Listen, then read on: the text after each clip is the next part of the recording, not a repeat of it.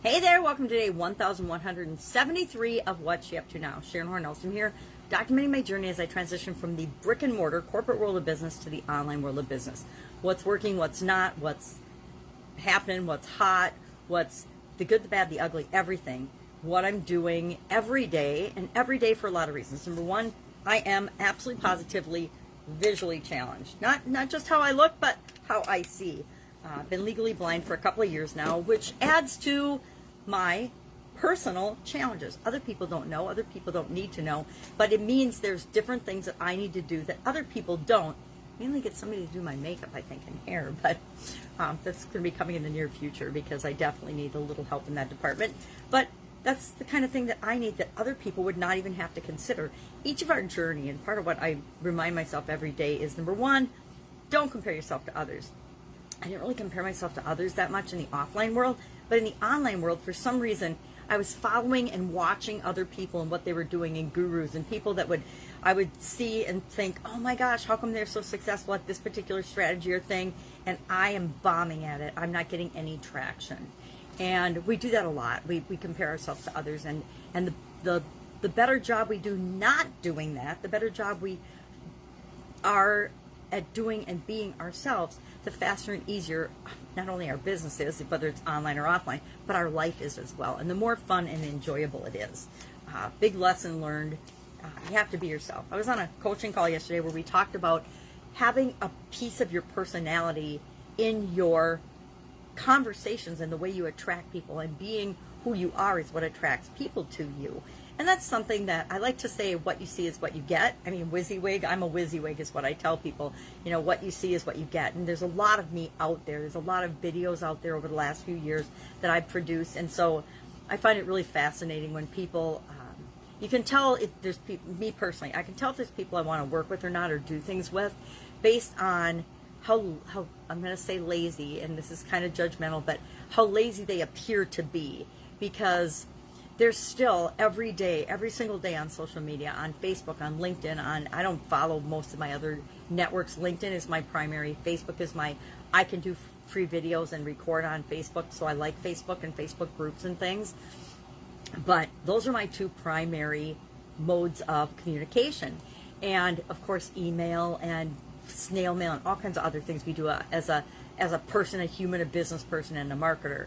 But I find it fascinating that every day, still on those two platforms, because I pay attention to them, how many, you get friend requests, and then you get hit up immediately with a sales pitch. And I know there's gurus out there teaching that, otherwise people wouldn't be doing it. People don't just make up, oh, I'm just going to sales pitch everybody I want, or I come in contact with, or who is kind enough to friend me on my thing. I think new people in business do that, or lazy people in business who don't want to learn how to really connect, have relationships, and share what it is they have to offer with the right people. But the way you do that is through your personality. And like I said, if anybody wants to know anything about me, all they have to do is watch a couple of my videos, right? I think I've got probably 5,000 videos, maybe not 5,000, but at least last count 4,300 podcasts alone on my Pajama Grandma podcast. So you can listen to me, and in that there are traces of my personality throughout, and my thoughts and feelings and beliefs about things. I'm spewing those out every single day. But they won't even bother to find that out or look into anything about me or even check my profile. And granted, all of my profiles across social media are not consistent, are not branded. I haven't done any branding, and they're not the same, but you can see that you can learn something about me by that, right? You can learn that I'm not that good of a detailed person when it comes to consistent presentation across platforms. Can I hire somebody to do that down the road? Yes, and I'm sure I will. But am I going to do it? Probably not. Probably not going to do that. So was thinking about that in personality, and I'm like, I think my personality shows through, and my opinions and my beliefs show through in everything I do. I mean, if you meet me, I'm the same person in real life, although I might have a ponytail like I did yesterday instead of my hair fixed, and I might not have any makeup on because I might be walking in the park. But otherwise, my personality and who I am and who I show up as online is the same person as you see in my videos. I don't, put on a bunch of airs or act differently because I'm talking in my videos than I do in the real world. I learned that lesson. It was a really important lesson in my last job in corporate America. My last big career job in corporate America was with a company, and I've been in several different industries. I had several different jobs in different corporations, all for like the 3 to 5 year period. Usually I find that, me personally, I can go into a position, a new industry in a company, and at the 3-year mark, I got to do something different. If I'm not going to get promoted by the time I've been somewhere for 3 years, then I'm out doing something different, looking for a different job in a different industry. And I learned early on in my career that one of the fastest ways to make quantum leaps in your income was by switching industries, because a lot of the skills and abilities we have in one industry are applicable to another industry. And I got huge bumps in my income by doing that.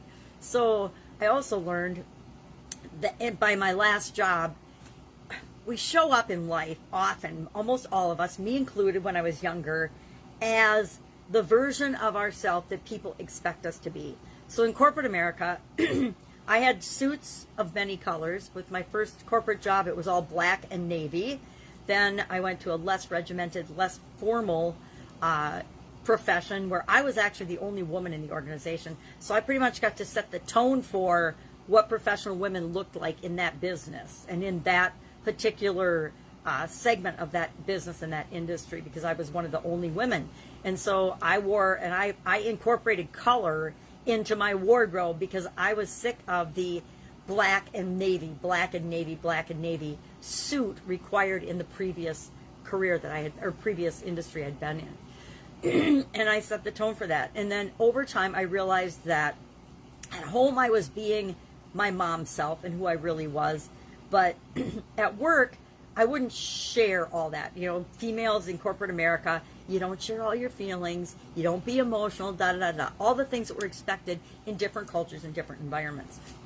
And I realized that by the time I was interviewing for my final job, I was just going to go in there and be 100% myself. And that ended up being my absolute favorite job in corporate America as well, because I was just, what you see is what you get. This is what I think, this is what I feel, this is what I think and feel and believe based on my previous experience. This is what I'm bringing to the table. What you see is what you're going to get.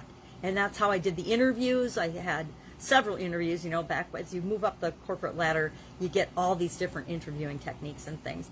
And I had the most fun, worked the hardest, probably not worked the hardest, I worked really hard throughout my entire corporate year, worked really hard for that company because I felt a sense of such ownership and in the business, because I was being who I really am. And it was the most fun. Took my kids to work with me sometimes, because if I'd be working on a weekend and I was hanging out with my kids because my husband was busy or working, I would bring my kids to work. They would hang out in my office while I'd go do my thing.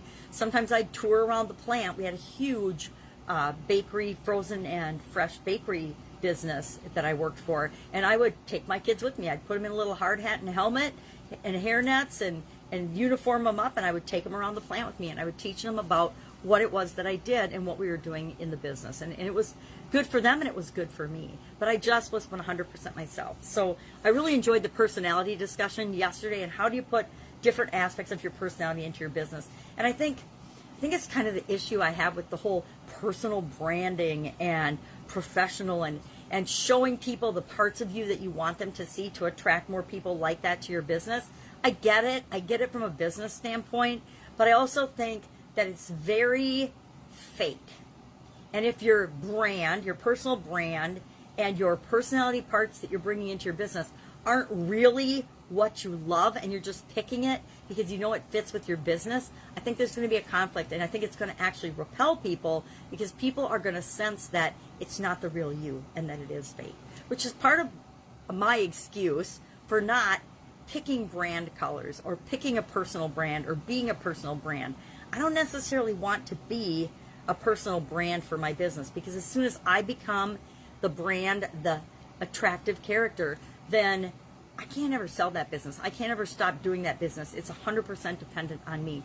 And I understand when you're starting out and until you get to be a certain size, that's fine. But I know so many business owners that have built their business 100% around themselves and their personality, especially in the online world, that when their interests change, when they grow and expand beyond what their initial thoughts were for that business, They have a challenging transition. It isn't impossible.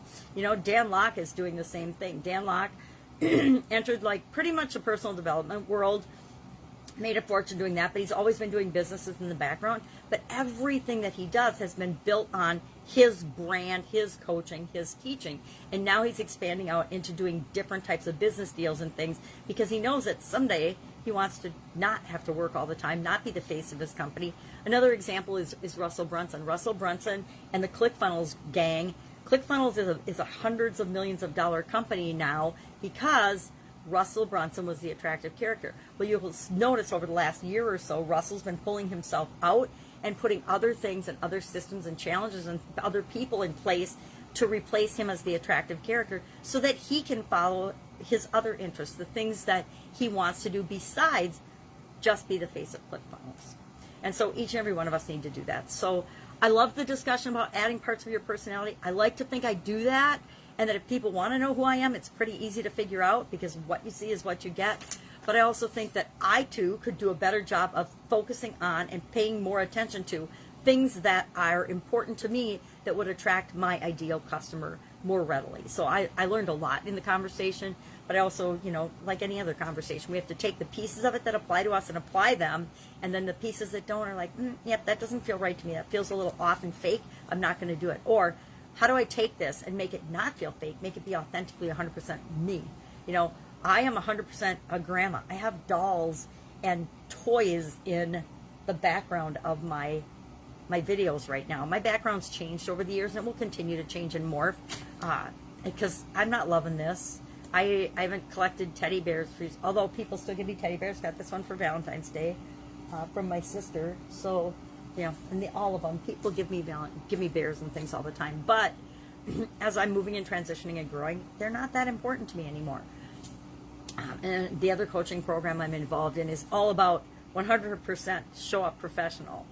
And so that, of course, for the pajama grandma is this huge dichotomy in belief system because, and I get that, people do make a snap decision, a snap judgment based on what they see immediately. And so how do we want to show up? How do we want to be perceived? I want to be perceived differently in the offline world when I'm doing different deals than I do in the online world. In the online world, I get to be 100% myself. Will the offline world and the online world catch up and see each other? Yeah, but then you know who I really am and what I really stand for. And I'm okay with that too because that's me and I want to be me. What else is going on? 365-day challenge today was about thank you notes, thanking people and sending thank you notes. Actually, I thank people every day, but I don't send through the mail thank you notes, especially since COVID. I've been terrible about that. So I committed that I will send 3 thank you notes today to people. I also, for our Get Up and Go challenge today, day 15, we're in the middle of our challenge today, just about, we're going to go 31 days, but day 15 to me is the midway point. We're just hopping into our second run through the SOAP framework, and we're doing relationships. Physical, we just finished, and we're doing relationships now. And relationship story, I got to talk about my imaginary friend, George, so that was fun. And my dad's imaginary friend, Albertson Roberts, I have no idea why he had an imaginary friend named Albertson Roberts, but he had a lot of sisters, so I kind of get that. Because George was kind of created because I have a lot of sisters too. And sometimes I wanted them out of my room and out of my space, so by pretending there was a ghost in the old house we moved into, and his name was George, and he lived in my closet. It kept my sisters out of my room when I didn't want them in my room. So, creative problem solving. I guess I've been a creative problem solver all my life. Our challenge, or our supersize your business idiom today, our expression was up to speed. And what is your favorite way to get up to speed? How do you get up to speed? How do you get the people that work for you up to speed? How do you share your expectations with them? How do you expect them to share their expectations with you? What is your preferred way of information? And I didn't even talk about this, but I wrote it down and then I forgot about it, was in corporate America, most of the jobs I worked in, you either had to do a weekly, sometimes a daily, but usually a weekly or a monthly report. And you'd send your monthly report up the corporate ladder, and everybody would see what you're doing, what your team was doing, what your organization was doing, what your projects were, what's working, what's not, what you needed resources for, etc. And we had actually structured weekly and monthly reports that we would do in most of my corporate jobs. In my own business, we did not do that. I had key performance indicators that I kept an eye on to know what I wanted, the things that were important to me. And those are the things I tracked and looked at. I didn't really track them. I just looked at them on a weekly, or I actually looked at them on a daily basis because it was easier for me to just scan things and see how they were trending by just quickly looking at the numbers every day. Most people don't need to do that. I just tagged it in my brain so I could pay attention to what way we were trending. It wasn't so I could micromanage. Although I've been a micromanager in the past, definitely. That's it. That's all I've got. That's what I'm working on. Working with 2 mentors, and one was the coaching call yesterday, and then today I've got some projects with the other. And that's it. That's all I've got. Any questions? Hit me up in the comments below. Thoughts about the whole SOAP framework, personalities. Do you show up as you when you show up in the world and in your work? I'm talking mostly in your professional, in your work world. And how do you feel about that? Do you judge unnecessarily that people won't like you or that you'll repel people, which is kind of the purpose, right? Be yourself so that you attract the people that you want to work with and you push away the people that would never want to work with you. There are people that would see my backdrop, see my face, and like just immediately cruise by and like, that woman's nuts. I'm never going to listen to anything she has to say. All right, that's it. Have an awesome day. I'll be with you tomorrow.